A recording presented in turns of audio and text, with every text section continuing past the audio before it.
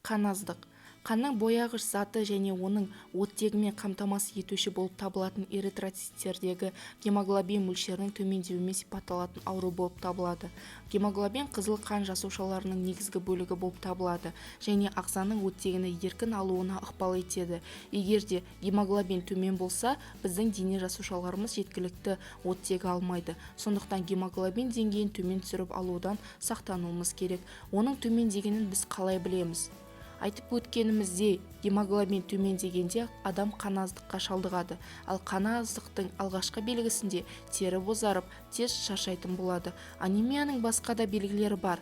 Бұл әлсіздік, құлақтағы шу, бас ауру, айналу, естен тану, көз алдына жұлдыздардың елестеуі, тыныс алудың қиындауы, ентігу, бұлшықет әлсіздігі, еріннің жарылып бозаруы, көз астында қара шеңберлердің пайда болуы, шаштың түсуі мен тырнақтардың сынғыштығы.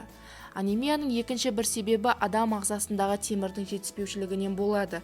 Ағзаға гемоглобин өндіруге қажетті жеңіл сіңімді темір және ақуызы бар тағамдармен байытылған тамақ жеу керек.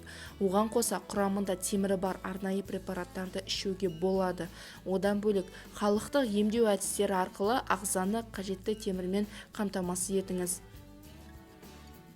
Ол үшін бір дана ірі шомырды, яғни редканы үкіштен өткізесіз. Оны ешқандай дәмдеуіштермен араластырмай бір шай қасықтан жейсіз. Емді күніне 6 ретке дейін қабылдауға болады. Осы еммен қоса бір мезгілде 20 дана қыша тұқымын жеуге кеңес береміз. Емделу мерзімі 1 ай. Және де бір ас қасық кептірілген бүлдірген жапырағын 1 стакан қайнаған суға салып, қақпағын мықтап жауып қоясыз. Шамамен 20 минут өткеннен кейін дайын болған тұнбаны сүзіп алып, шайға араластырып, оны ішесіз. Татымы, яғни дәмі ұнамайтын болса, 1 шай қасық бал мен сүт қосуға болады. Емді күніне 2 рет қабылдау қажет. Бірдей көлемде какао, сары май, ертілген құйрық май мен табиғи таза балды алып, эмаль ыдысқа саласыз. Ыдысты баяу отқа қойып, үздіксіз қозғап тұрасыз. Ішіндегілердің бәрі еріген кезде оттан алу қажет. Бөлме температурасында салқындаған дәрілі қоспаны шыны ыдысқа құйып, қақпағын мықтап жауып тастайсыз. Дайын болған емдік қоспаны күніне 3 рет тамақпен бірге қабылдайсыз. Ескеріңіз, қоспаны салқын әрі күн тимейтін жерге қою керек. Және де 1 стакан сүтті ыдысқа құйып отқа қоясыз. Оған 1 тіс сарымсақтың езбесі және де 2-3 қалампырдың езілгенін қосып қайнатасыз. 5 минуттай қайнаған соң оттан алып бетін жауып қоясыз. Емді қайнатпаны күніне 3 рет 25-30 мл ішу қажет.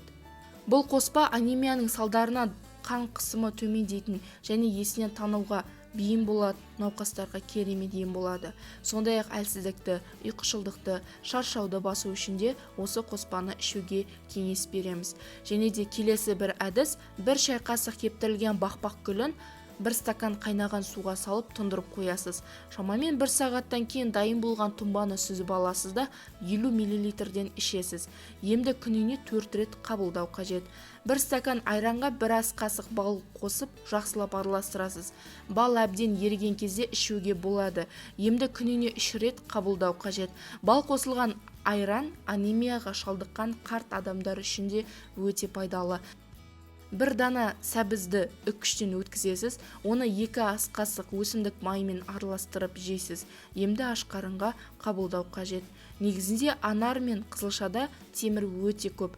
Сондықтан да күнделікті ас мәзіріңізге анар мен қызылшаны да қосып жүруді ұмытпаңыз. Бүгінге айтарым осы, деніміз сау болсын. Сіздермен бірге болған Гаухар. Соңына дейін қарағандарыңызға рахмет.